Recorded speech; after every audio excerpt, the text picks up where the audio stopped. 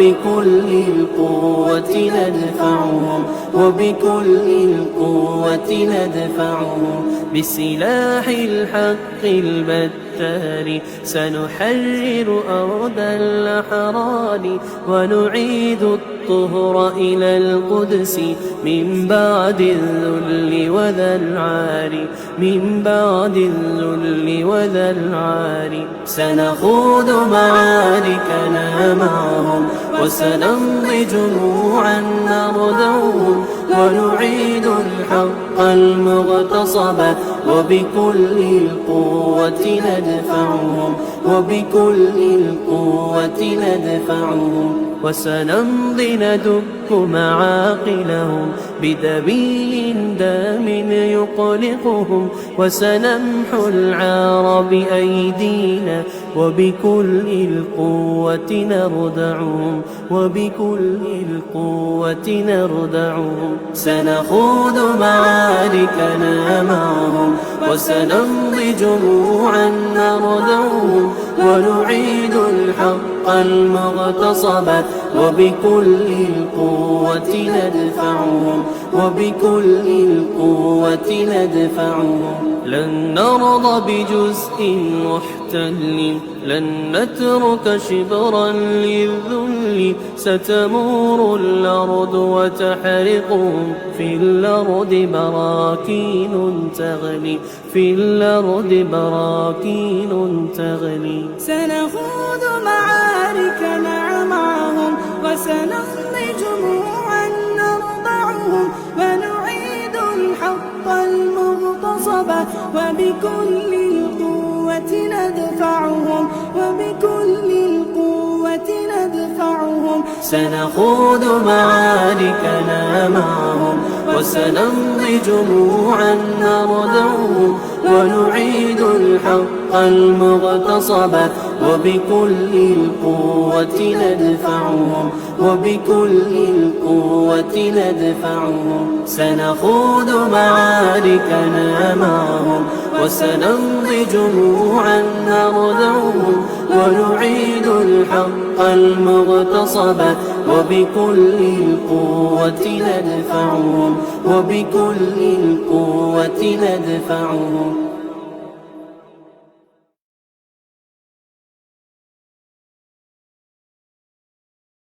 سنخوض معاركنا معهم وسنمضي جموعا نردعهم ونعيد الحق المغتصب وبكل القوة ندفعهم وبكل القوة ندفعهم بسلاح الحق البتار سنحرر أرض الأحرار ونعيد الطهر إلى القدس من بعد الذل وذا العار من بعد الذل وذا العار سنخوض معاركنا معهم وسنمضي جموعا نردعهم ونعيد الحق المغتصب وبكل القوة ندفعهم وبكل القوة ندفعهم وسنمضي ندك معاقلهم بدبيل دام. بسم الله الرحمن الرحيم. الحمد لله رب العالمين والصلاة والسلام على أشرف الأنبياء والمرسلين وعلى آله وصحبه أجمعين. أما بعد أحييكم بتحية الإسلام فالسلام عليكم ورحمة الله وبركاته. Alhamdulillah, sama-sama kita rafakkan setinggi-tinggi kesyukuran kehadrat Allah Subhanahu wa taala kerana masih kita diberi keizinan oleh Allah Subhanahu wa taala untuk sama-sama kita berkumpul di majlis yang penuh bahagia ini insya-Allah. Dan saya mengalu-alukan ketibaan Al-Fadhil Ustaz Ahmad Dasuki, di mana insya-Allah pada malam ini kita akan membincangkan satu tajuk yang memang semestinya kita akan lalui semuanya. Dan kita mengharapkan moga-moga apa yang kita perbincangkan pada malam ini akan menjadi kenyataan kita insya-Allah. Dan sebelum itu sama-samalah kita membuka dengan Ummul Kitab Al-Fatihah.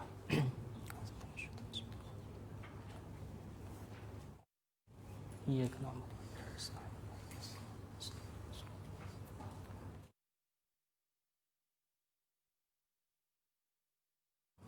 Alhamdulillah, sedikit makluman untuk para hadirin, sama ada yang secara live ataupun yang bersama saya dan juga Al-Fadhil Ustaz Ahmad Dasuki di Dewan An-Nabawi pada malam ini. Program kita ini akan berjalan selama 2 malam, iaitu pada malam ini dan juga pada malam esok. Dan pada malam ini kita akan membicarakan pada bab 1 dan juga bab 2. Manakala pada malam esok kita akan membicarakan bab 3, berserta kita akan buka kepada sebarang persoalan untuk diajukan kepada Al-Fadhil Ustaz Ahmad Dasuki. Jadi para penonton yang berada di secara alam maya ini boleh bersedia dengan sebarang soalan, tapi bukan pada malam ini, tapi malam esok yang kita akan membicarakan berkaitan soalan. Dan pada malam ini kita akan memberi seruang yang luas, seluas-luasnya ruang kepada Al-Fadhil Ustaz Ahmad Dasuki untuk membicarakan atau membincangkan, menghuraikan bab yang pertama dalam buku beliau, Jadikan Kematianmu Husnul Khatimah. Buku ini sebenarnya telah diterbitkan pada bulan 2 yang lepas, bulan 2 saat kita dihimpit dengan tercetusnya pandemik COVID-19.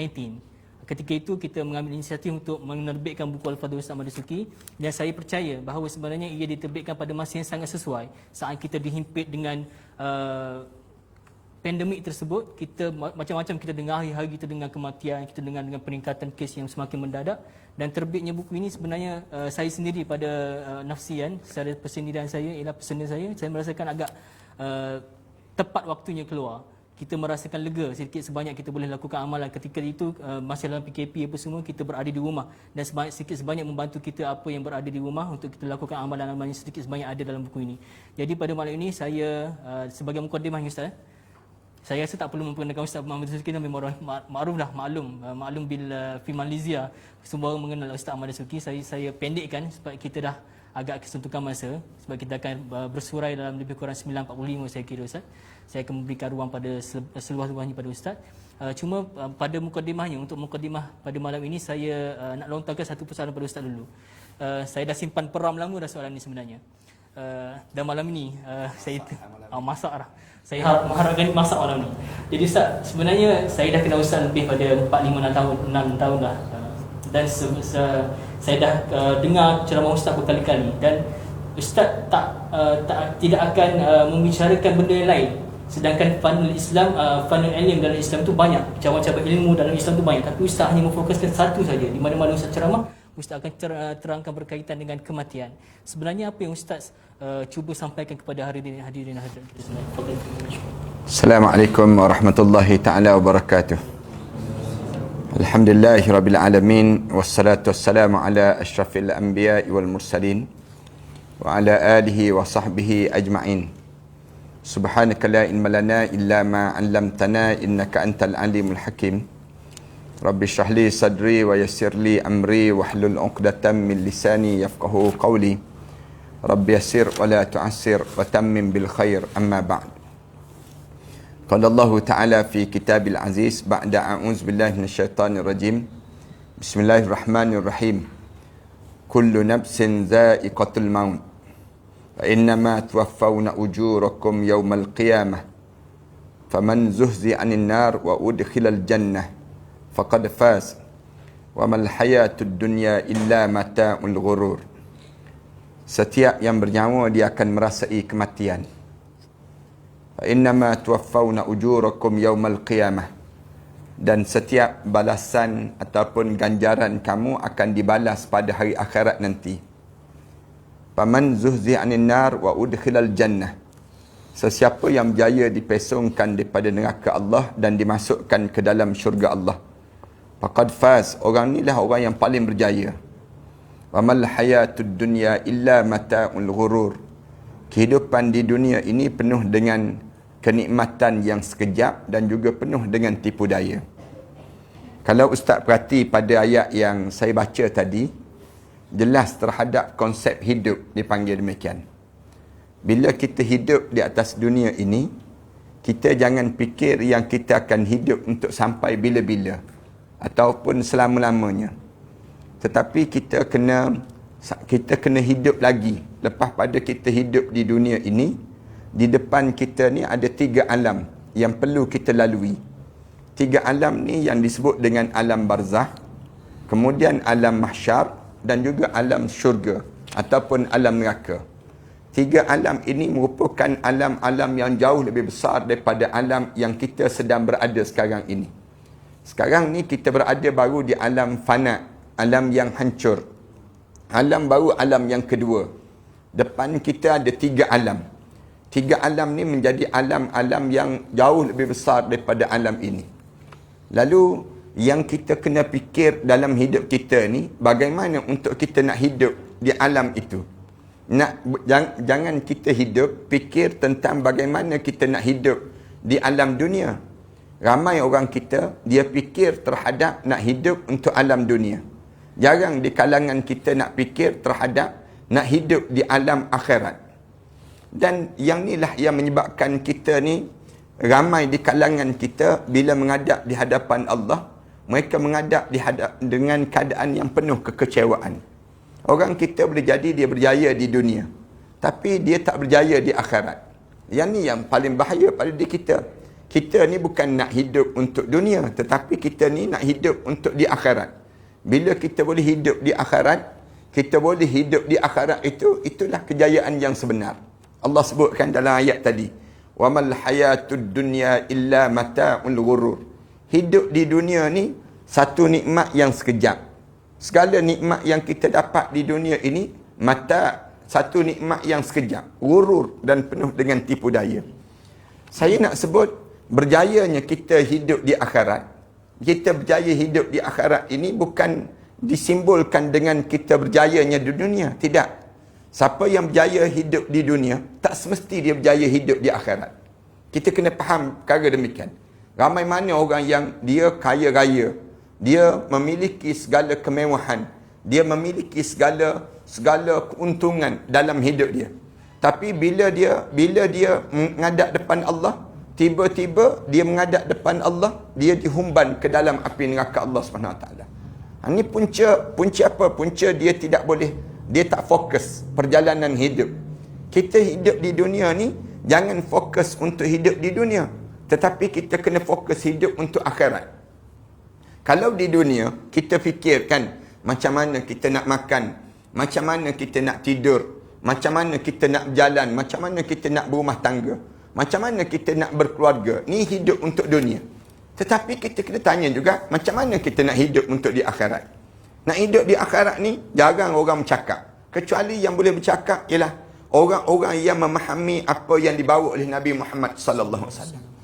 Disebabkan sebab itulah, bila saya balik daripada Al-Azhar dahulu, saya sentiasa sebut tentang mengenai perkara, cerita tentang mengenai kematian. Dengan tujuan nak suruh, bila kita cerita bab mati, kita bagi tahu tentang mati, orang kita ni, dia tak hidup sekadar untuk dia nak fikir tentang dunia saja.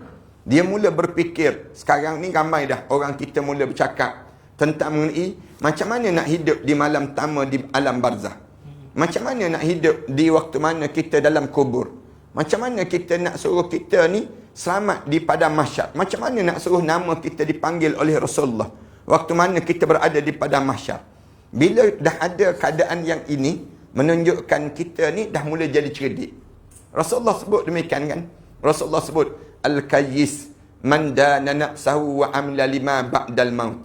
Orang yang paling cerdik di kalangan kamu, orang yang dia menyiapkan diri dia untuk dihidup lepas pada mati dia.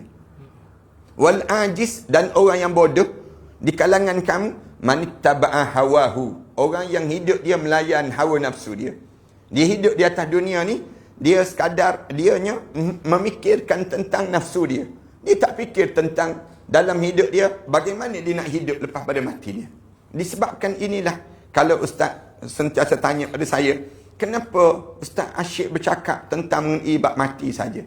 Saya nak suruh orang kita di Malaysia kita ni, bila kita mati, semua di kalangan kita ni mati, semua masuk dalam syurga Allah SWT. Saya tak nak di kalangan orang Malaysia kita ni, terutamanya, ada sahabat-sahabat daripada Brunei yang tengok, ataupun sahabat daripada Singapura dan sahabat-sahabat daripada Thailand dan juga seumpama yang di sebelah Asia ni yang pandang pada malam ini.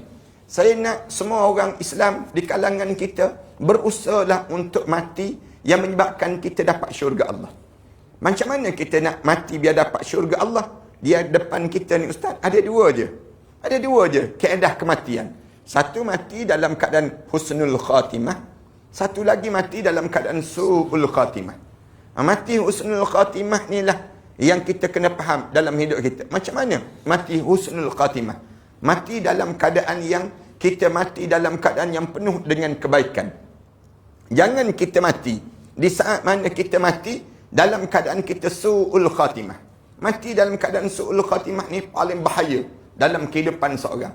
Kerana husnul khatimah, kemuncak dia ialah syurga Allah. Manakala su'ul khatimah, kemuncak dia neraka Allah. Dan bila kita sebut begitu, kita kena berusaha dalam diri kita ni, sentiasa tanam dalam hidup kita ni, ingat terhadap nak hidup lepas pada mati. Macam mana kita nak hidup lepas pada mati? Rasulullah sallallahu alaihi wasallam sebut, "Aktsiru hazimul lazzat." Perbanyakkan kamu menyebut satu benda yang boleh menghancurkan kelazatan dalam hidup. Ini di asas pada diri kita ni. Kita kena faham kenapa kita ni diajar supaya kita sebut satu benda yang menghilangkan kelazatan hidup. Aktsiru hazimul lazzat. Perbanyakkan kamu sebut tentang satu benda yang boleh menghancurkan kelazatan kamu. Lazat kita ni apa dia? Tidur lazat, makan lazat, berjalan lazat. Segala benda kita boleh lazat dalam hidup kita. Dalam hidup kita ni lazat pada diri kita. Dengan apa kamu boleh hancurkan kelazatan ini? Rasulullah sebut zikrul maut. Sebut tentang mati. Bila kita sebut tentang mati, hilang nikmat lazat. Nikmat sedap. Nikmat sedap yang kita ada. Tidur sedap, makan sedap, kemudian berjalan sedap. Bila kita cerita tentang mati, maka hilang lazat tadi. Lazat kita ni, makan tengah-tengah sedap, kita jadi hilang selera. Bimbang kalau kita ni, makanan kita ni tak boleh makan juga di akhirat nanti. Ada orang yang makan sembrono je dalam hidup dia makan. Dia tak peduli halal haram dalam hidup dia makan. Tapi bila dia ingat tentang mati, dia tak sembrono dalam dia makan. Dia akan berhati-hati terhadap makanan yang dia makan. Dan demikian dalam hidup kita. Dalam hidup kita ni, Rasulullah ajar pada kita, kamu ingat terhadap mati. Kamu cerita tentang mati. Bila kamu boleh ingat, kamu cerita tentang mati, yang menyebabkan orang mula fikir. Di kalangan kita mula fikir. Fikir macam mana kita nak hidup malam pertama di barzah. Nanti insya-Allah Ustaz, kalau kita ada masa, kita akan keluarkan satu lagi kitab malam pertama di barzah. Ini mudah-mudahan bila kita boleh cerita tentang mengenai macam mana keadaan kita di dalam barzah. Saat mana kita berada dalam kubur. Biar orang kita tahu suasana berada dalam kubur ni macam mana mengikut pandangan Islam. Adakah bila kita mati tu hancur lebur begitu saja tubuh badan kita sebagaimana yang digambarkan oleh orang kafir? Orang kafir dia gambarkan hidup ni bila mati masuk dalam kubur je hancur lebur tulang-tulang dia dan segala benda dah tak ada dah kehidupan pada dia. Islam dia tak ajar demikian. Islam dia ajar lepas pada kamu mati, kamu akan hidup lagi. Kamu akan hidup lagi. Hidup pula di 3 alam. 3 alam di hadapan. Saya sebut awal-awal tadi. 3 alam ni apa dia? Hidup di alam barzah. Hidup lagi di alam yang keempat, dipanggil alam mahsyar. Bangun kita. Bila kita bangun di padang mahsyar, masing-masing sibuk tanya, man ba'atsana min marqadina? Siapa yang bangkitkan kita daripada tempat tidur kita? Elok-elok kita dalam kubur, tiba-tiba kita bangun sekarang. Lalu kedengaran suara, hadza ma wa'adar rahman wa sadaqal mursalun. Inilah yang dijanjikan oleh Allah yang bersifat ar-Rahman dan benarlah rasul-rasul dahulu. Ini yang kita kena faham pada diri kita. Sebab tu fokus hidup kita jangan fokus di dunia. Tetapi fokuslah hidup kita untuk akhirat. Sebab yang demikianlah saya sentiasa sebut pada orang kita. Dan saya sebut bukan pada orang kita je, saya sebut untuk diri saya sendiri.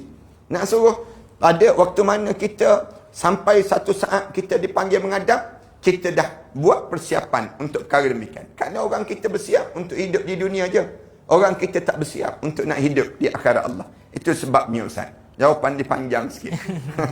Satu jawapan untuk menjelaskan keadaan pada kita semua. Ya Ustaz. Kadang-kadang dia timbul polemik sebenarnya Ustaz. Saya pun kadang-kadang ada orang tanya saya, kenapa kita nak kena ingat mati sedangkan dunia ini adalah ladang akhirat sebenarnya. Kita nak kena berhenti nak kena melakukan amalan.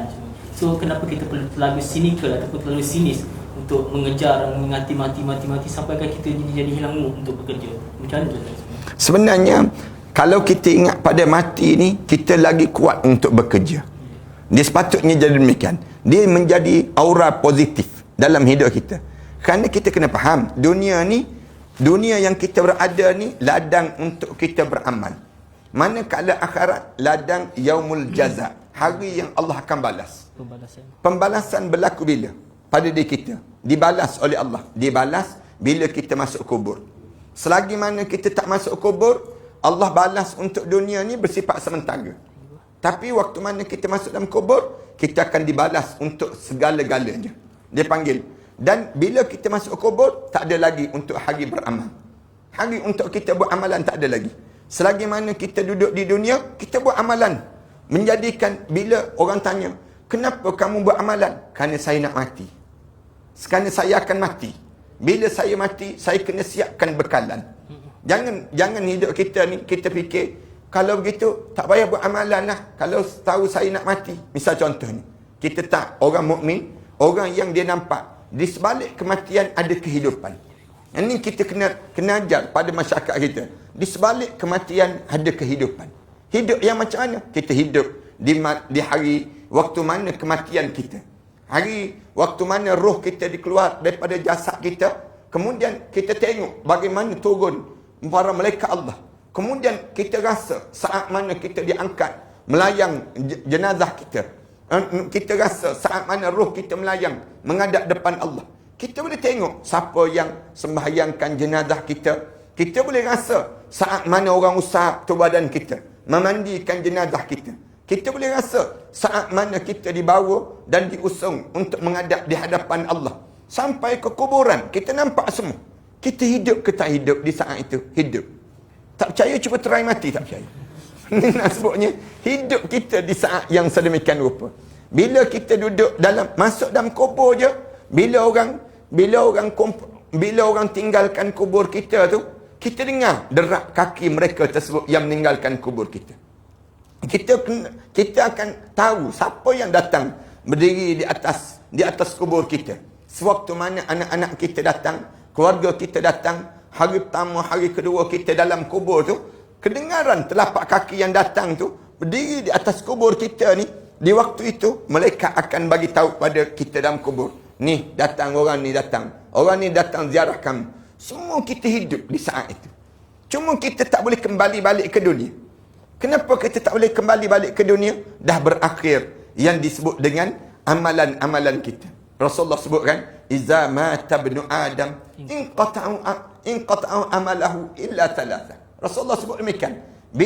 Bila mati saja anak Adam, terputuslah amalan-amalan dia. Habis amalan. Tak boleh bergerak dah amalan. Illa thalatha. Rasulullah sebut kecuali 3. Salah satu, waladin salih yad'uhulah. Anak yang salih yang mendoakannya. Kemudian disebut lagi, siapa lagi? Sadaqatin jariyah. Sedekah yang terus mengalir. Yang dapat pada diri kita. Apa lagi yang dapat pada diri kita lepas pada sebut? Yang disebut al-ilmu yantafi'un bih. Ilmu yang bau manfaat pada orang lain. Yang bau manfaat pada masyarakat lain. Oleh demikian, kita pun dalam kubur tu dapat ganjaran ini. Yang menyebabkan kita jangan skeptikal dengan kematian. Jangan kita rasa kalau sebut mati-mati kita jadi takut. Jadi gerun. Jadi kita yang kita kena takut kalau kita tak buat persiapan untuk itu.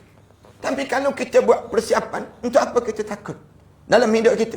Maka saya sentiasa sebut dalam hidup ni, bersiaplah dalam diri kita ni. Bersiap untuk saat macam mana? Saat untuk kita nak dapatkan husnul khatimah ni. Kena bersiap untuk dapatkan husnul khatimah ini. Kalau kita tak bersiap, kita tak dapat husnul khatimah. Dalam hidup kita ni kena bersiap untuk apa dia? Bersiap untuk kita hidup di alam barzah. Bersiap dalam hidup kita untuk kita nak hidup di padang mahsyar Allah. Kena bersiap macam mana kita nak melalui titian sirat Allah, nak suruh kita dapat syurga firdaus Allah. Kenapa demikian? Jawabnya dengan tujuan nak suruh kitanya dapat yang disebut dengan pahala-pahala yang banyak untuk melayakkan kita berada di sisi Rasulullah sallallahu alaihi wasallam. Baik, Ustaz. Panjang juga jawapan. Panjang tu yang kita nak. Ya. Yeah. Baik, Ustaz, sebelum kita masuk secara lebih mendalam kitab ni, bagi para penonton yang masih belum memiliki kitab ni, sebenarnya kami ada juga menyediakan secara e-book, Ustaz. Yeah. Dan siapa-siapa yang beringin atau berhajat untuk mendapatkannya, boleh mendapatkannya menerusi talian 019 577 6306 0195776306. Sebelum kita masuk ni, boleh sempat lagi nak beli dulu sebelum start. Beberapa doa yang insya-Allah Ustaz akan bagikan. Ya, insya-Allah. Baik Ustaz, berdasarkan pada bab 1 iaitu amalan mendapatkan husnul khatimah. Ustaz ada selitkan satu hadis Nabi sallallahu alaihi wasallam yang diriwayatkan oleh Al-Bukhari, iaitu yang berbunyi wa innamal a'malu bil khawatim. Jadi macam mana apakah yang dimaksudkan dengan amalan itu? Setiap amalan itu bergantung kepada penutupnya, dan apakah yang mengaitkannya dengan husnul khatimah sebenarnya? Sebenarnya bila kita ingat hadis Rasulullah sallallahu alaihi wasallam bersabda wa innamal a'mal bil khawatim, dan setiap amalan-amalan kamu dikira daripada yang penyudah dalam hidup kamu, maknanya penutup dalam hidup. Artinya dalam hidup kita ni, walaupun bagaimanapun kita jaga solat kita, puasa kita, zakat kita, tapi kalau dekat dengan hujung tu kita tak jaga, habis kita. Habis amalan yang kita jaga ini sendiri. Tapi jangan pula kita kata, kalau gitu tunggu hujung je lah Ustaz. Ada yang jawab demikian. Tak, bukan maksud begitu. Tapi maksudnya untuk nak jaga supaya kita ni boleh istiqamah. Dia panggil demikian. Nak suruh pada diri kita ni jadi istiqamah. Kerana dalam hadis Rasulullah yang lain, Rasulullah sebut, ada orang yang hidup dia buat amalan ahli syurga. Sejengkal lagi dia dengan syurga. Dekat dah dia dengan syurga. Tiba-tiba Allah balikkan hati dia Ustaz. Bila balikkan hati dia tu, dia terbalik hati dia, lalu didahului dengan fayasbiqu alaihi ahlul nar. Dia yang menyebabkan dia buat amalan ahli neraka Allah. Dekat nak mati dah. Dia dekat buat amalan ahli neraka. Akhirnya dia mati, terhumban dia ke dalam neraka Allah SWT. Ada orang yang dia buat amalan ahli neraka. Sepanjang dia hidup ni buat amalan ahli neraka ni, sampai dia dengan neraka tu Rasulullah kata sejengkal lagi dah. Dia dekat dengan neraka tu sejengkal dah.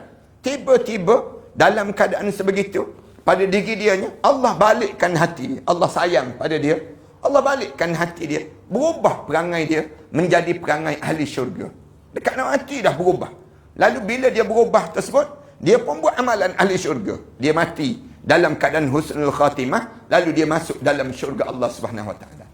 Yang ni yang menyebabkan Rasulullah sebut wa innamal a'mal bil khawatim, dan setiap amalan ini berdasar kepada penghujung dalam hidup kalian. Dalam hidup kita ni yang hujung tu kita kena jaga. Yang ni lah timbul kita ni nak suruh kita ni jaga yang hujung. Macam mana kita nak dapatkan yang jaga yang hujung ni? Ni datang daripada sini. Datang daripada beberapa amalan yang kita kena jaga sungguh-sungguh pada diri kita ni. Nak suruh kita ni jangan sampai di hujung tiba-tiba perangai yang buruk. Jangan. Tetapi kita kena ingat, bila kita dekat nak mati tu, biar perangai kita ni boleh konsisten ataupun boleh istiqamah. Istiqamah dengan apa dia? Istiqamah dengan agama. Jangan kita dekat nak meninggal dunia tiba-tiba jadi malas nak semayang. Bila dekat nak meninggal dunia malah berzikir. Dekat nak meninggal dunia Ustaz, ada di kalangan kita, dia minta nak minum arak.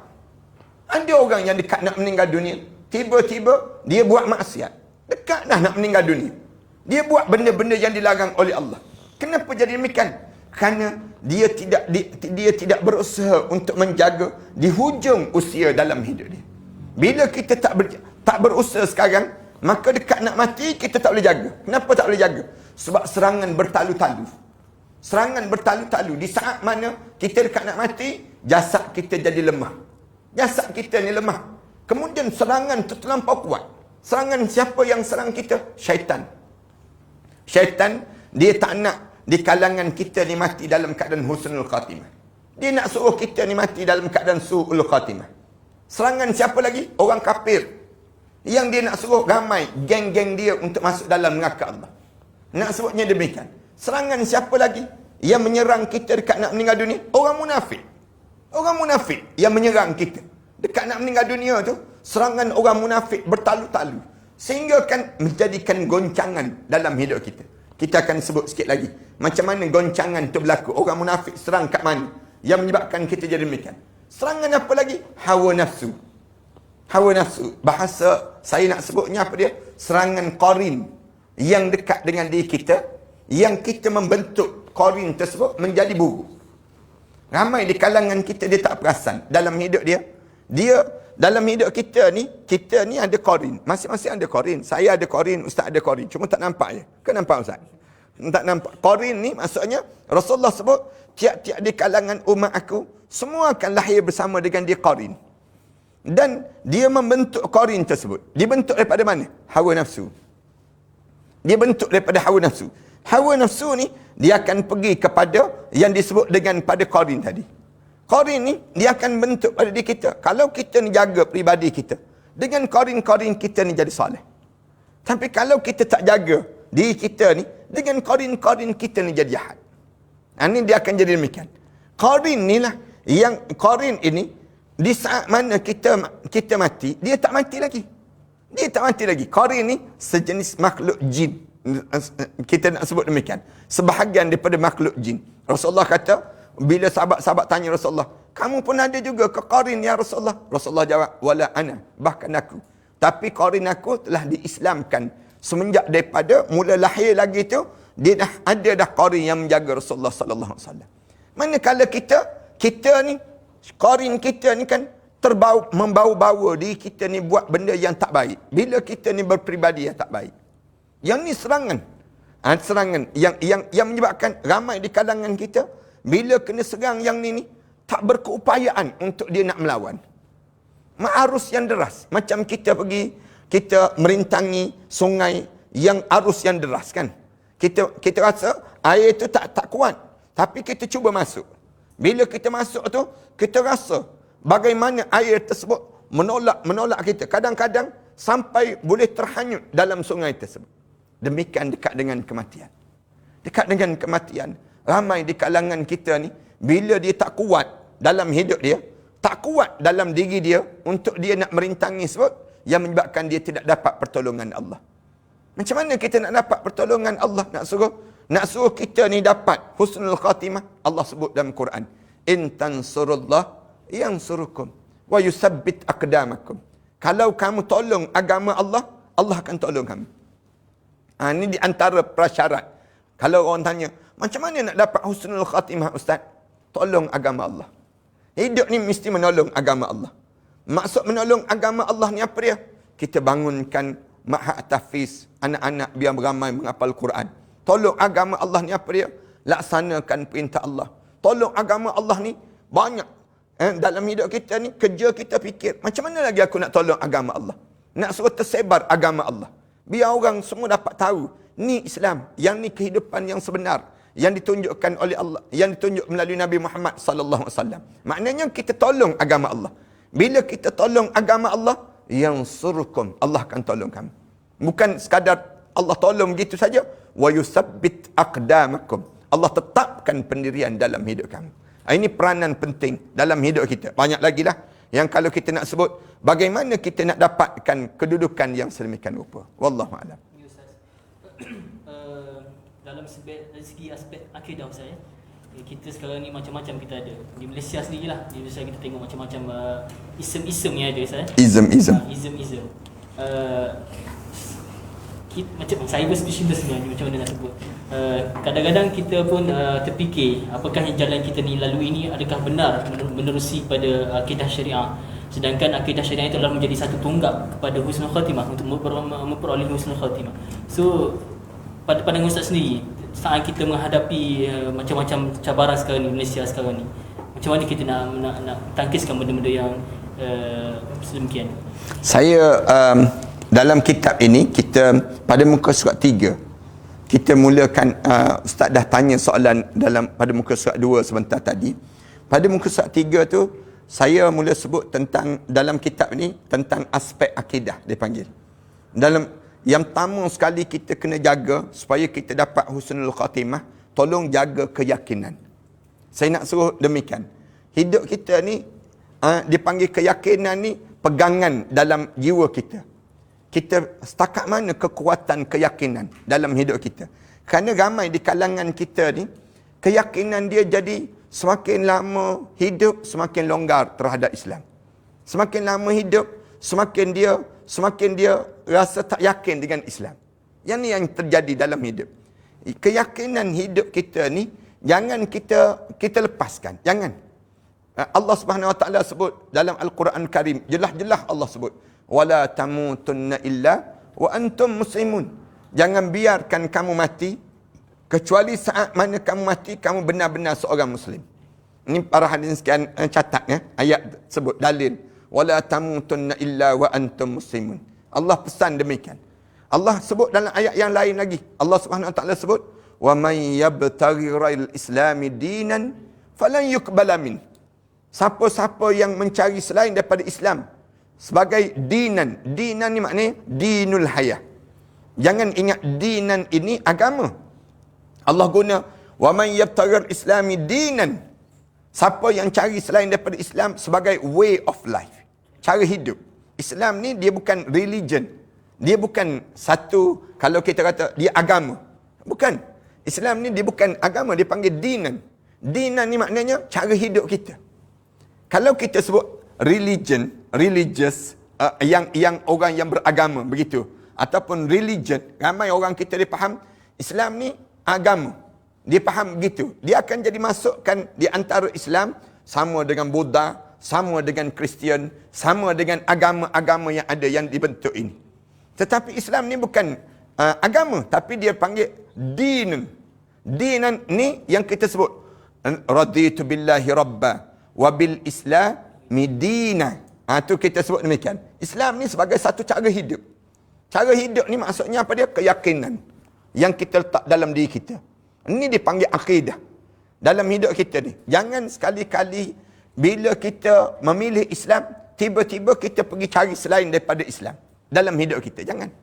Selain daripada Islam ni apa dia? Kita rasa tak percayalah dengan Islam ni. Habis tu kamu percaya dengan apa? Saya percaya dengan liberal. Disebut demikian.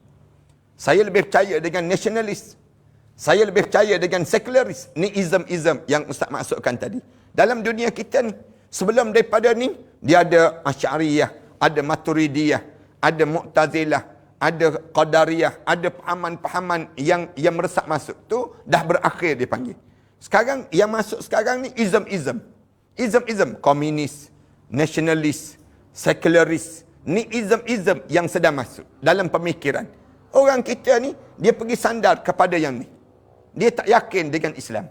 Yang tu yang saya maksudkan. Belum kita meninggal dunia, yang pertama kita kena jaga sangat-sangat dalam hidup kita, jaga akidah. Jangan tergoyang akidah kita. Satu, disebut ni, yang pertamanya bersentiasa berpegang dan mentaati apa yang diperintahkan oleh Allah dan Rasulullah, serta menjauhi segala larangannya. Maknanya, dalam hidup kita ni, yang pertama sekali Allah dan juga Rasul. Ni hidup orang mukmin. Dan kita cuba taat segala yang disuruh oleh Allah.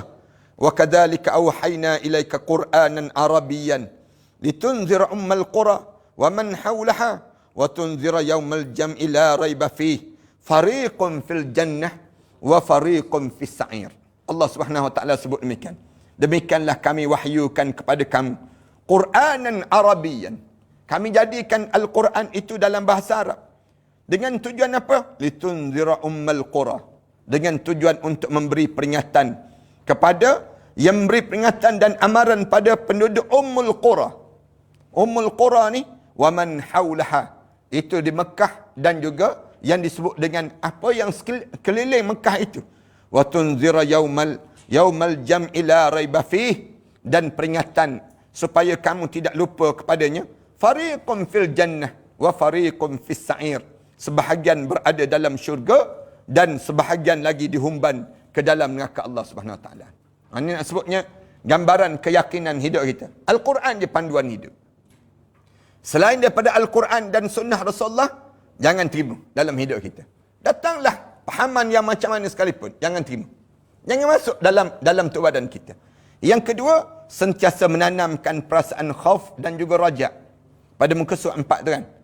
Ini kita tanamkan dalam jiwa kita ni perasaan khauf dan juga raja. Iaitu takut sekiranya Allah tidak mengampuni dosa-dosa yang dilakukan. Dan sentiasa berharap agar Allah sentiasa mengurniakan rahmatnya. Sebagaimana firman Allah Ta'ala. Ulaika alladhina yad'una yabtaguna ila rabbihimul wasilah. Ayyuhum aqrabu wa yarjuna rahmatah. Wa yakhafuna azabah. In azab rabbika kana mahzura. Allah cerita keadaan yang demikian. Ini kedua. Yang ketiga, pada muka surat yang kelima tersebut. Yang ketiga, memperbanyakkan bacaan kalimah tayyibah. Apabila sudah ada tanda-tanda. Kalimah tayyibah ni apa dia? La ilaha illallah Muhammadur Rasulullah. Itu kalimah tayyibah. Jangan pula orang tanya, kalimah tayyibah apa? Itu pasar raya disebutkan. Disebut pasar raya terus. Bukan kalimah tayyibah ni bukan pasar raya. Kalimah tayyibah ni la ilaha illallah Muhammadur Rasulullah. Tak adalah kalimah yang paling terbaik. Kalimah yang paling terbaik yang disebut dalam hidup kita ni kalimah la ilaha illallah Muhammadur Rasulullah. Bila kita diberi tanda-tanda, tanda pada diri kita, Rasulullah menyatakan bahawa siapa yang mengakhiri kalimah la ilaha illallah akan dijamin masuk ke dalam syurga Allah. Sebagaimana sabda Rasulullah sallallahu alaihi wasallam, man kana akhiru kalamihi la ilaha illallah dakhalal jannah. Siapa yang penghujung nyawa dia dekat-dekat nak mati tu, dia sebut la ilaha illallah Muhammadur Rasulullah, dijamin tempat dia dalam syurga Allah. Itu cara demikian. Yang ketiga, sentiasa mengasihi Allah dan berzikir menyebut namanya. Dalam hidup kita ni sentiasa berzikir pada Allah. Zikir yang mudah je. Dia tanya, nak zikir apa? Ya Rasulullah. Rasulullah sebut, subhanallah, walhamdulillah, wallahu akbar. Itu kalimah yang paling mudah untuk kita berzikir. Yang paling mujarab bagi jiwa yang rapuh dalam menghadapi serangan dan godaan yang dalam mendapatkan husnul khatimah. Saya sebut sebentar tadi Ustaz, bila kita dekat nak mati ni, diserang. Kita akan diserang. Siapa yang serang kita ni? Tadilah. Musuh-musuh yang akan serang. Syaitan, dia nak pastikan kita mati dalam keadaan su'ul khatimah. Manakala orang kafir, nak suruh kita mati dalam keadaan su'ul khatimah. Manakala orang munafik, sama juga. Dia nak suruh dia ada geng dia. Manakala nafsu kita ni pula, sama juga. Ada 4 jenis ni, akan cuba tarik pada diri kita. Supaya kita tak mati dalam keadaan husnul khatimah. Lalu Allah Subhanahu Wa Taala sebut, alladzina amanu wa tatma'innu qulubuhum bi dzikrillah. Dan orang-orang yang beriman pada Allah dan ketenangan jiwa mereka itu dengan bi dzikrillah, dengan mereka berzikir pada Allah. Ala bi dzikrillah tatma'innul qulub. Hendaklah kamu tahu, dengan berzikir kepada Allah itu, dia akan menjadi ketenangan dalam hidup kamu. Yang keempat, sentiasa bertawakal kepada Allah dalam setiap keadaan dan urusan. Ini Ustaz nak ajar, nak sebut sikit pada kalian semua, bahawa hidup ni jangan bergantung dengan orang, tetapi bergantunglah kepada Allah. Jangan bergantung dengan mak ayah. Jangan bergantung dengan nama baik. Jangan bergantung dengan pasangan hidup. Jangan. Hidup ni bergantung pada siapa? Bergantung pada Allah. Tawakal besar kita pada Allah.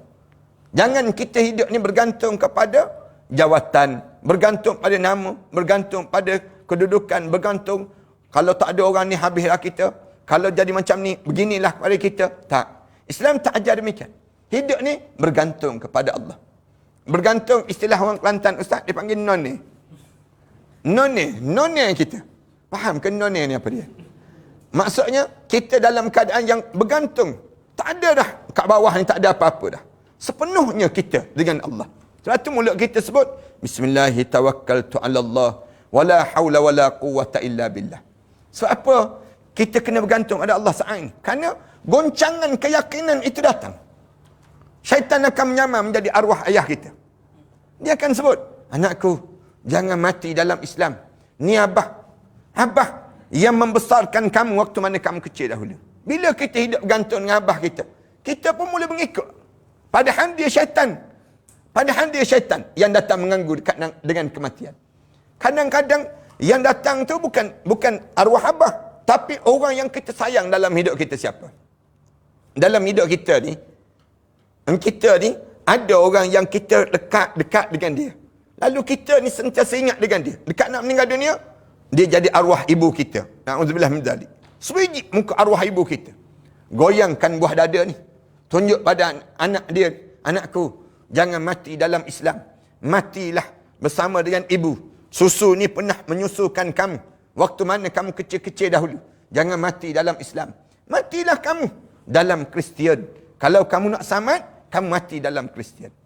Ini gangguan. Satu, bila kita hidup kita ni, sampai dah, rasa dah, ujung kaki kita tu, roh kita sedang ditarik. Mulut kita sebut bismillahi tawakkaltu 'ala Allah wala haula wala quwwata illa billah. Kadang-kadang roh kita tak ditarik lagi. Roh kita tak ditarik lagi. Dalam keadaan orang baru tolak, baru stretcher, nak masuk dalam bilik bedah, misal contohnya. Waktu tersebut mulut kita ulang bismillahi tawakkaltu 'ala Allah wala haula wala quwwata illa billahil aliyyil azim. Mulut kita ni jangan terhenti bertawakal dan bergantung pada Allah Subhanahu wa taala. Dan yang kelima, memperbanyakkan istighfar, memohon keampunan Allah. Ni untuk nak suruh kuat akidah kita. Akidah kita ni nak suruh kita kuat sungguh, kita ni diajar supaya istighfar. Minta ampun pada Allah. Astaghfirullahalazim. Astaghfirullahalazim. Dan yang akhir sekali, dalam nak suruh kuat akidah kita kepada Allah, sentiasa bersyukur. Bersyukur dengan setiap apa yang diberikan oleh Allah pada kita. Syukur ni, alhamdulillah, alhamdulillah. Orang kita di antara perkara yang paling payah berlaku dalam hidup ialah bersyukur. Dan di antara sebab kenapa kena himpitan kubur kejap lagi tu, masuk dalam kubur, kerana tak bersyukur pada Allah. Bersyukur ni kena sentiasa jadi sebutan di bibir kita. Dalam hidup kita ni, alhamdulillah, alhamdulillahi ala kulli hal. Sehingga akan menjadi takjub. Para malaikat Allah takjub. Segala apa yang berlaku dalam hidup kita ni, malaikat tengok kita ni, sampai peringkat Rasulullah kata, ajaban li amril mu'min. In amrahu lahu khair. Menjadi takjub dengan urusan orang mukmin. Semua yang berlaku dalam hidup dia tu, jadi baik, jadi baik, jadi baik dia. Pada diri dia. In asabatu darra sabara, fakana khairan lah. Kalau dia ditimpa dengan musibah, dia sabar. Itu yang terbaik dalam hidup dia. Wa in asabatul khaira, syakara, fakana khairan lah. Kalau dia diberi kebaikan, dia akan bersyukur. Itu yang terbaik dalam hidup dia. Walaysa dzalika illa almu'min. Tak akan terjadi perkara demikian kecuali mesti dia seorang mukmin. Nak sebutnya gambaran ni dipanggil yang Allah Subhanahu wa taala ajar pada kitanya, nak suruh kita ni kukuh keyakinan di saat mana kita dekat nak menghadap depan Allah, salah satunya syukur. Bila naik saja roh kita naik sikit-sikit naik daripada bawah tu, mulut kita sebut alhamdulillahi ala kulli hal. Alhamdulillahilladzi hadana li hadza. Alhamdulillah. Mulut kita ni sentiasa alhamdulillah, summa alhamdulillah. Sentiasa dalam hidup kita ni sebut alhamdulillah, alhamdulillah, alhamdulillah. Tu cara dalam hidup orang mukmin. Tu dalam aspek yang disebut dengan akidah, Ustaz. Dalam sebelum kita mati ni, Ustaz, kalau boleh saya sebut terus tanpa Ustaz soal. Saya nak sebut dia ada 3 perkara yang kita kena jaga betul-betul. Yang pertama, jaga keyakinan. Yang kedua, jaga ibadah. Jaga ibadah. Maksudnya kalau kita nak husnul khatimah, ibadah kita kena jaga. Yang pertama, jaga keyakinan. Yang kedua, jaga ibadah. Ini dalam aspek ibadah dia panggil. Dalam ibadah ni apa yang kena jaga sangat dalam hidup kita ni? Kita susun. Berusaha mempertingkatkan amal ibadah fardu dan sunat. Seperti membantu dan memberi kebaikan serta manfaat pada orang lain.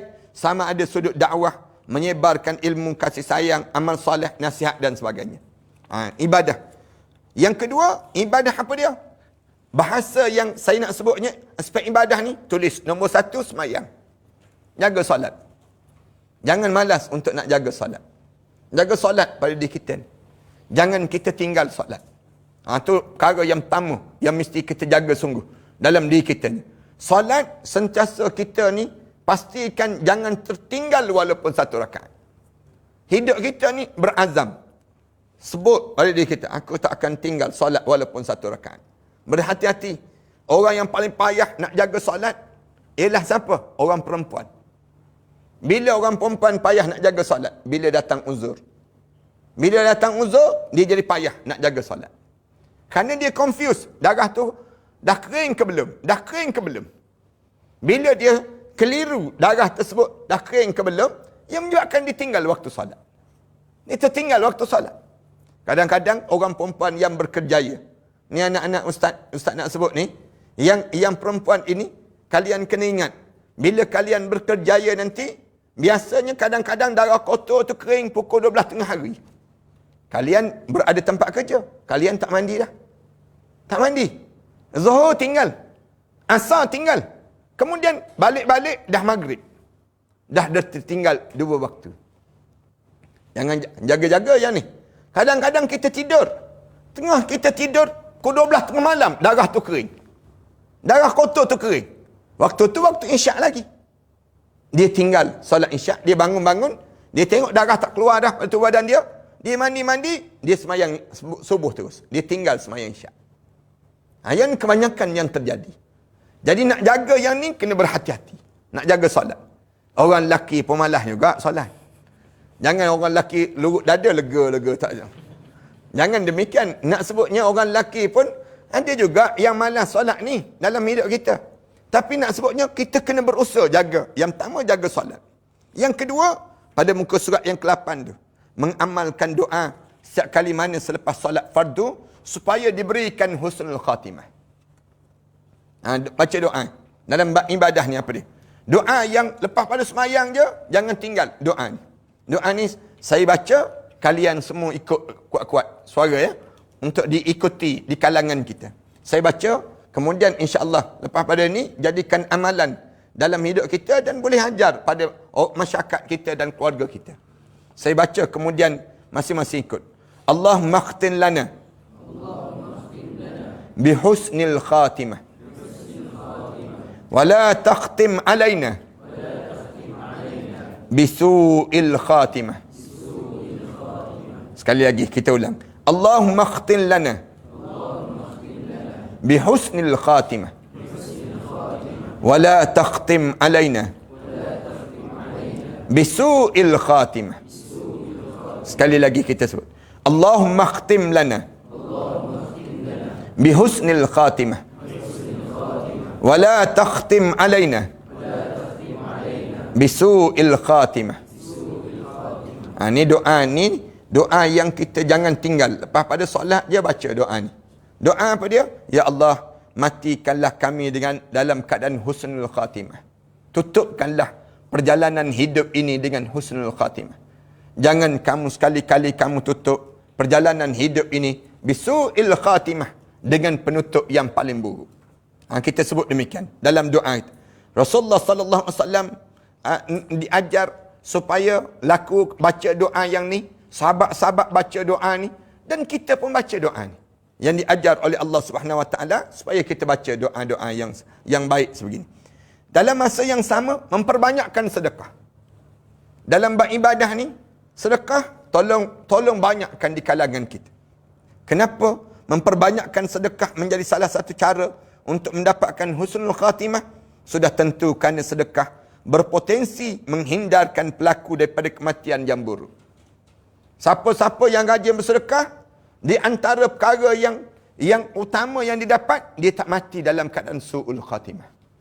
Dia akan berjaya untuk menepis syaitan, godaan syaitan datang, kemudian dia berjaya untuk dia berhadapan dengan ujian-ujian saat mana getir dengan kematian dia tu, kerana sedekah dia tu menolak. Yang namakan dengan ujian dekat nak meninggal dunia.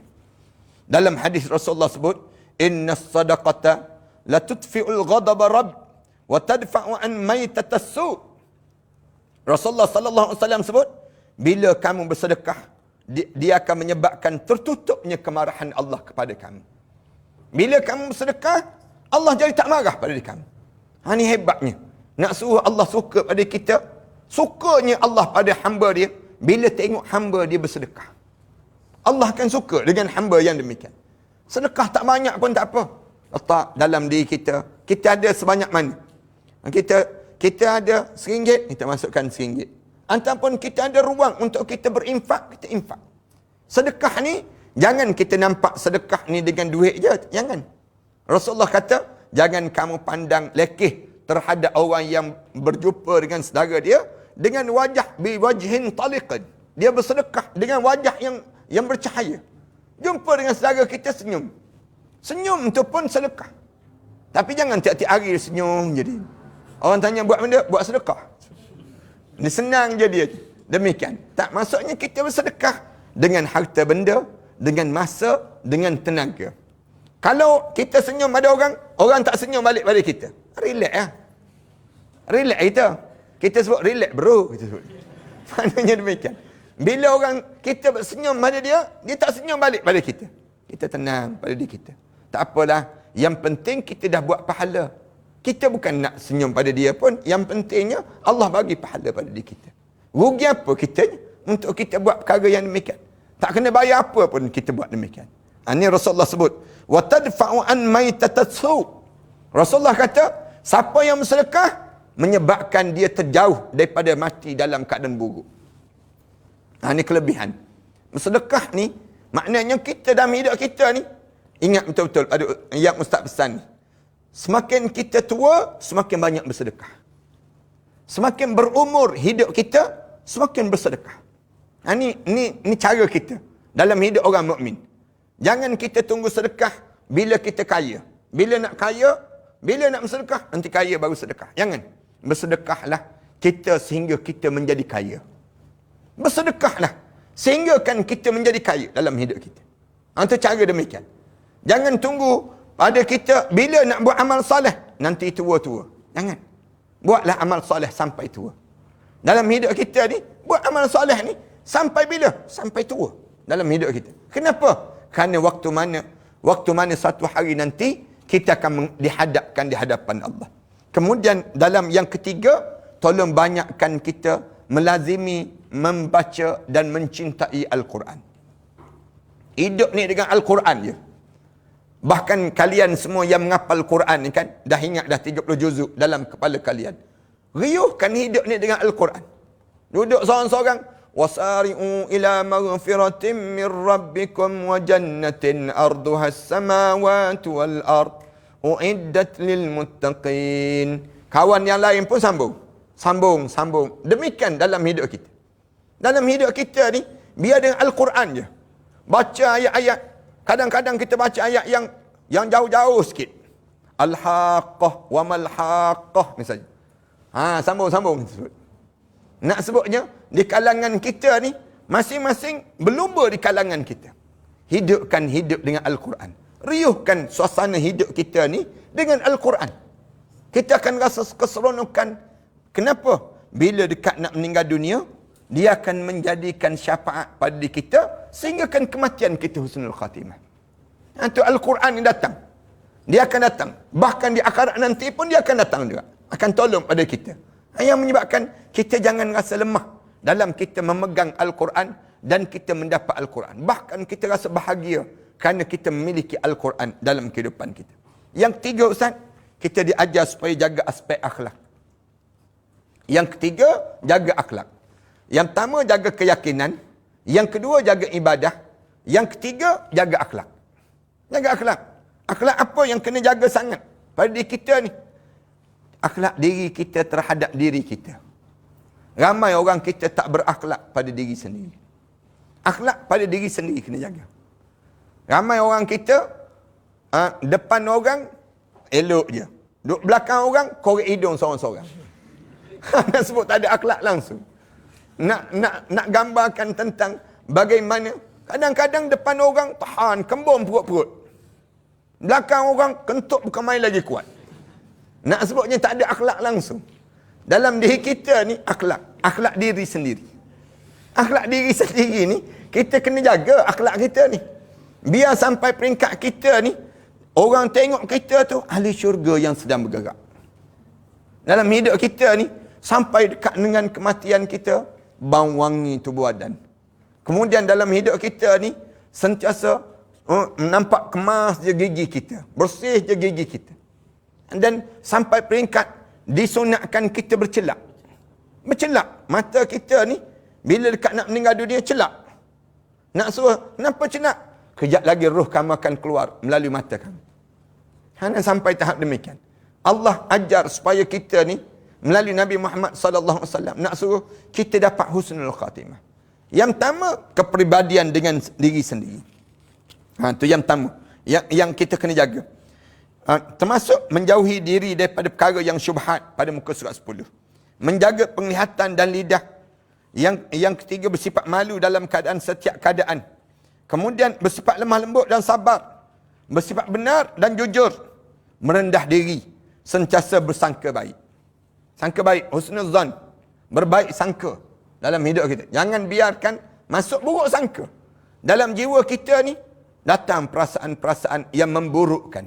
Rasa kawan kita ni kot yang ambil barang ni, kita sebut. Senang je kita demikian. Su'uzzan. Jadi buruk sangka. Jangan biarkan demikian. Berprasangka dipanggil. Ataupun kita ni, kejap-kejap kita tengok sesuatu pada seseorang, ada je yang kita tak puas hati dengan dia. Buruk sangka. Berprasangka. Islam suruh jaga. Jangan kita jadi demikian, jangan. Dalam hidup kita. Bangun pagi-pagi tengok kawan kita. Hidup lagi mamat ni. Gitu. Senang je kita. Nak buat dosa pagi-pagi. Buat dosa bukannya sebut pun. Tapi kita sebut dalam hati. Yang menyebabkan kita buat dosa. Jaga pada diri kita. Tengok-tengok kita yang mati dulu. Masuk dalam kubur kita dulu. Kenapa? Kerana kita buruk sangka tadi. Mati dalam keadaan buruk sangka. Jangan jadi demikian. Yang kedua, akhlak yang kedua dengan ibu bapa dan para guru. Tolong jaga. Akhlak dengan ibu bapa dan juga dengan guru kita. Jaga betul-betul. Dalam akhlak ni, Ustaz nak sebut, jaga hubungan kita dengan ibu bapa dan juga guru kita. Bagi orang perempuan, kalau kalian ada suami, jaga hubungan kalian dengan suami kalian. Jaga hubungan dengan suami kalian. Yang belum kahwin lagi ni, tak apalah sekarang ni jaga mak ayah dulu. Jaga hati mak ayah. Jangan sampai hati mak ayah tersinggung. Tapi kalau dah berumah tangga, tak jaga lagi dah mak ayah. Tapi kalian bila dah berumah tangga orang perempuan, kalian jaga hati yang disebut dengan pasangan hidup kalian. Manakala anak lelaki, kalian kahwin ke tak kahwin, sampai tua jaga mak ayah. Jangan tersinggung hati mak ayah. Jangan biarkan saat mana kita mati, di saat itu ibu dan ayah kita tersinggung hati dengan kita. Yang menyebabkan kita tak dapat husnul khatimah. Yang ni yang kita kena faham dalam hidup kita. Kemudian yang ketiga, akhlak kita dengan jiran-jiran kita. Dengan jiran. Akhlak dengan jiran. Tolong jaga kalau kita berjiran. Jiran, Rasulullah sebut 40 sebelah kanan, 40 buah sebelah kiri, 40 buah sebelah atas, 40 buah sebelah bawah. Maknanya jiran. Jaga dengan kita, jangan jiran. Jangan menyakitkan hati jiran. Jangan sampai peringkat jiran sentiasa berdoa. Lambat lagi ke orang ni nak mati. Jangan jadi demikian. Bahkan kitanya sentiasa jaga hubungan dengan jiran-jiran. Jiran-jiran, kenapa? Boleh jadi kerana jiran inilah yang menyebabkan kita masuk dalam neraka Allah SWT. Kerana kita tak jaga. Berlaku zaman Rasulullah SAW. Ada seorang perempuan yang dia malam hari bangun tahajud malam. Siang hari dia puasa sunat. Tapi bila dia buka puasa tu, sisa-sisa makanan tu disimbah ke rumah jiran sebelah. Tu je PL dia. PL dia yang lain tu bangun lah. Malam bangun tahajud. Siang hari dalam keadaan siang hari dia puasa sunat. Tapi bila berbuka puasa, sisa-sisa makanan simbah ke rumah jiran sebelah. Suatu hari dia meninggal dunia. Bila dia meninggal dunia, ditanya pada Rasulullah sallallahu alaihi wasallam, bagaimana kesudahan perempuan ini ya Rasulullah? Rasulullah jawab, hiya finnar, dia dalam neraka Allah Subhanahu taala. Walaupun amalan dia yang lain tu bagus, tapi oleh kerana yang ni dia tak jaga. Rasulullah dipesan berulang kali oleh malaikat Jibril tentang jaga hubungan dengan jiran. Jaga hubungan dengan jiran. Kemudian macam mana kita nak jaga akhlak kita ni? Salah satunya baca doa biar kita dapat doa agar kita dapat mati dalam keadaan Islam. Yang pertama doa yang kita nak baca pada malam ni. Doa agar kita dimatikan di atas agama Islam ini. Yang Allah pesan pada kita. Wala tamutunna illa wa antum muslimun. Allah pesan pada kita. Jangan kamu biarkan kamu mati. Kecuali saat mana kamu mati itu kamu benar-benar seorang Islam. Doa Nabi Yusuf AS. Doa Nabi Yusuf ni. Tawaffani musliman wa alhiqni bis salihin. Ni doa yang kita baca. Cuba kita baca ramai-ramai. Tawaffani musliman wa alhiqni bis salihin. Tawaffani musliman wa alhiqni bis salihin. Tawaffani musliman wa alhiqni bis salihin. Ini doa Nabi Yusuf AS. Doa yang kedua, doa tukang sihir Fir'aun yang telah bertaubat. Yang Allah rakamkan dalam Al-Quran juga. Dalam surah Al-A'raf ayat 126. Doa apa dia? Rabbana afrigh alaina sabran wa tawaffana muslimin. yang diajar supaya kita baca. Rabbana afrigh alaina sabra wa tawaffana muslimin. Rabbana afrigh alaina sabra wa tawaffana muslimin. Rabbana afrigh alaina sabra wa tawaffana muslimin. Ni doa yang sama juga. Ya Allah, wahai Tuhan kami, limpahkan kesabaran kepada kami dan wafatkanlah kami dalam keadaan kami benar-benar berserah diri kepada kamu, ya Allah. Itu doa yang diajar. Yang kedua, doa diteguhkan di atas hidayah. Doa yang kedua, baca juga doa ni. Doa Rabbana la tuzigh qulubana ba'da idh hadaitana wa hab lana min ladunka rahmah innaka antal wahhab. Wahai Tuhan kami, jangan sekali-kali kamu bolak-balikkan hati kami, jangan sekali-kali kamu rentap hati kami ini condong kepada selain daripada Islam setelah mana kamu bagi hidayah pada kami, dan anugerahkan pada kami sebesar-besar rahmat kamu, sesungguhnya kamulah yang memberi sebaik-baik anugerah kepada kami. Demikian juga baca doa ni.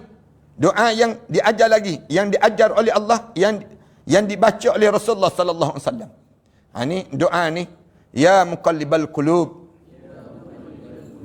tsabbit qalbi ala dinik.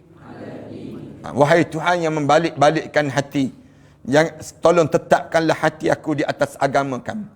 Yang ketiga, baca doa. Doa lagi. Doa agar diselamatkan daripada godaan syaitan saat mengalami sakaratul maut. Ini ingat betul-betul. Lepas pada ini, saya akan sebut, saya ijazahkanlah doa ini kepada kalian semua. Kalian jawab, saya terimalah doa ini. Boleh ya? Ini doa yang diajar oleh Rasulullah sallallahu alaihi wasallam supaya kitanya baca doa ni, bila kita ni dekat-dekat dengan kematian kita, ulang baca doa ni. Dan doa ni kita baca, mudah-mudahan dengan cara kita baca tu tak ada gangguan yang datang dekat nak mati. Doa apa dia? Allahumma inni a'udzubika minal harami wat taraddi wal hadmi wal ghammi wal hariqi wal gharaqi wa a'udzubika an yataqabbatani syaitan indal maut wa an uqtala fi sabilika mudbira wa a'udzu bika an amuta ladira. Sekali lagi. Allahumma inni a'udzu bika minal harami wat taraddi wal hadmi wal ghammi wal hariqi wal gharaqi wa a'udzu bika an yataqabbatani syaitan indal maut wa an uqtala fi sabilika mudbira wa a'udzu bika an amuta ladira. Sekali lagi kita baca cukup 3 kali. Allahumma inni a'udzu bika minal harami wat taraddi wal hadmi wal ghammi wal hariqi wal gharaqi wa a'udzu bika an yataqabbatani syaitan indal maut wa an uqtala fi sabilika mudbira wa a'udzu bika an amuta ladira. Saya ijazahkanlah doa ini pada semua yang hadir pada saat ini. Kemudian doa yang keempatnya, Doa supaya Allah kurniakan pada kita husnul khatimah. Ni. Dan hadis Rasulullah yang berbunyi, Rasulullah sallallahu alaihi wasallam ajar, baca juga doa. Allahumma ij'al khaira umri akhirahu wa khaira amali khawatimahu wa khaira ayyami yawma alqaka fih. Ini di antara doa. Dan kita baca ramai-ramai. Allahumma ij'al khaira umri akhirahu wa khaira amali khawatimahu wa khaira ayyami yawma alqaka fih. Allahumma ij'al khaira umri akhirahu wa khaira amali khawatimahu wa khaira ayyami yawma alqaka fih. Allahumma ij'al khaira umri akhirahu wa khaira amali khawatimahu wa khaira ayyami yawma alqaka fih. Ni doa ni yang Rasulullah sallallahu alaihi wasallam ajar supaya kita baca. Saya ijazahkanlah doa ini kepada semua jemaah yang hadir. Ni Rasulullah ajar supaya kita sebut baca. Demikian juga daripada Al-Quran. Daripada Al-Quran yang supaya kita baca doa ni. Doa apa dia? Rabbana innana sami'na munadiyan yunadi lil iman an aminu bi rabbikum fa amanna. Rabbana faghfir lana dhunubana wa kaffir anna sayyiatina wa tawaffana ma'al abrar. Rabbana wa atina ma wa'adtana ala rusulika wa la tukhzina yawmal qiyamah innaka la tukhliful mi'ad. Cuba kita baca ramai-ramai. Rabbana innana sami'na munadiyan yunadi lil iman an aminu bi rabbikum fa amanna. Rabbana faghfir lana dhunubana wa kaffir anna sayyiatina wa tawaffana ma'al abrar. Rabbana wa atina ma wa'adtana ala rusulika wa la tukhzina yawmal qiyamah innaka la tukhliful mi'ad. Nah. Kemudian doa memohon agar digolongkan daripada golongan orang yang saleh.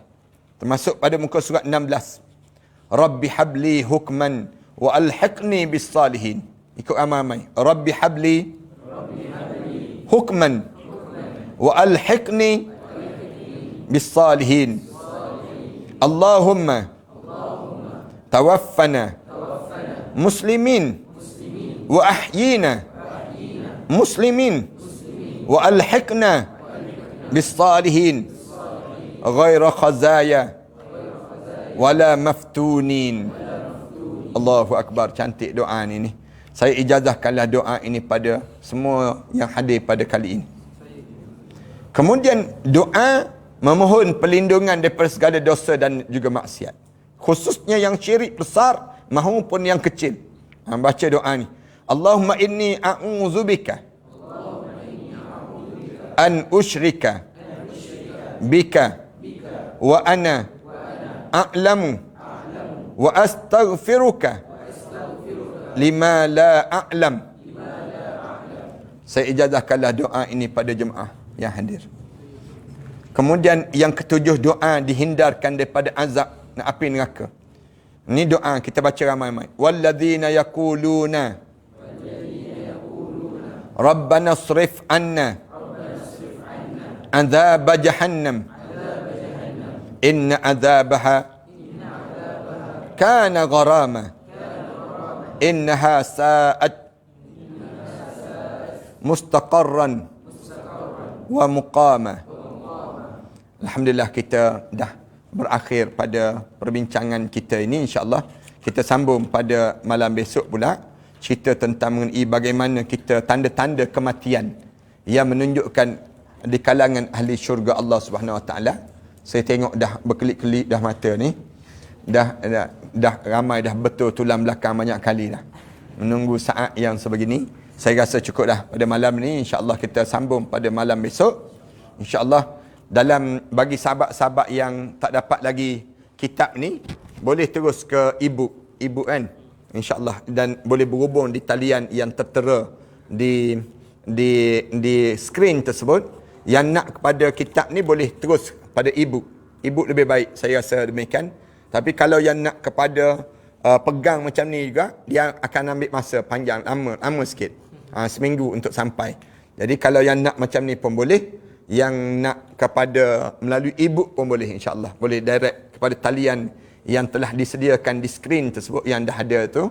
Kemudian insyaAllah malam besok kita akan meneruskan perbincangan kita mengenai godaan syaitan dan bagaimana tanda-tanda beroleh husnul khatimah. Di antara tanda-tandanya kita boleh berpeluh di atas dahi, misal contohnya. Di antara tanda. Malam esok lah. Kita harap umur kita panjang dan boleh sampai malam esok, insyaAllah.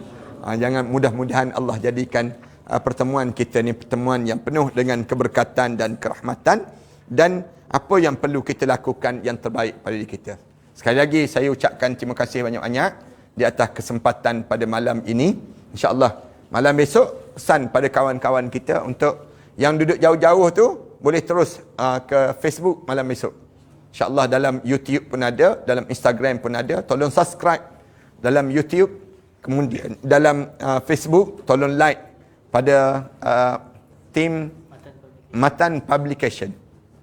Kemudian dalam masa yang sama juga boleh tengok dalam Instagram, insyaAllah ada semua yang kita telah livekan secara langsung kita bersama. Terima kasih di atas kesempatan sahabat-sahabat, dan malam besok kita akan jawab beberapa pertanyaan-pertanyaan yang ditanya, termasuk daripada anak-anak kita yang tulus mulus ini, yang dalam keadaan yang sejernih, pakaian yang putih di kalangan mereka ini. Mudah-mudahan Allah jadikan anak-anak yang bersama dengan kita ni yang telah habis 30 juzuk Al-Quran, dan mereka ni sedang ada yang buat syahadah dan ada yang sedang untuk nak menghadapi peperiksaan SPM. Nampak muka pucat-pucat je nak menghadapi SPM ni. Kemudian kita doalah mudah-mudahan Allah kurniakan kebaikan dan kejayaan yang cemerlang pada anak-anak yang tuan-tuan sendiri taja ni, anak-anak yang ditaja ni sendiri, insyaAllah. Wallahu a'lam. Ustaz, terima kasih banyak atas pencerahan yang saya kira memang agak menakjubkan. Pada saya pun banyak ilmu yang saya dapat. Saya banyak tengok tadi pun banyaklah. Dan beberapa kesilapan tempo yang saya dapati daripada buku ni, insyaAllah kami akan berontorkan dalam siri-siri yang akan datang. Saya kira itu sahaja untuk hari ini. Tanpa apa-apa soalan pada malam ini, insyaAllah kita akan bawa pada malam esok. Dan sebelum itu kita sama-sama tangguhkan dengan tasbih kafarat majlis surat Nas. Subhanallah.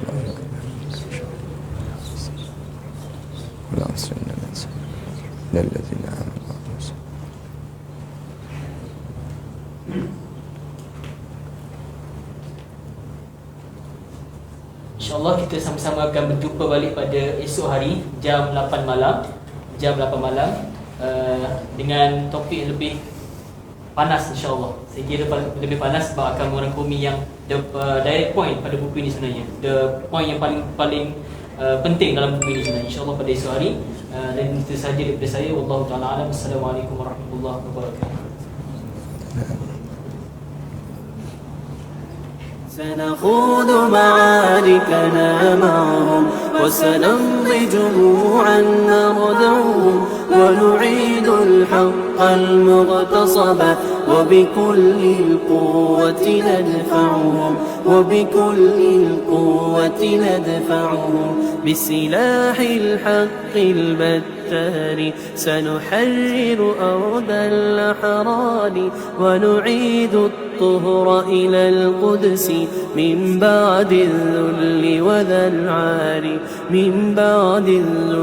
وذا العار سنخوض معاركنا معهم وسنمضي جموعا نردعهم ونعيد الحق المغتصب وبكل القوة ندفعهم وبكل القوة ندفعهم وسنمضي ندك معاقلهم بدبيل دام يقلقهم وسنمحو العار بأيدينا وبكل القوة نردعهم وبكل القوة نردعهم سنخوض معاركنا معهم وسنمضي جموعا نردعهم ونعيد الحق المغتصب وبكل القوة ندفعهم وبكل القوة ندفعهم لن نرضى بجزء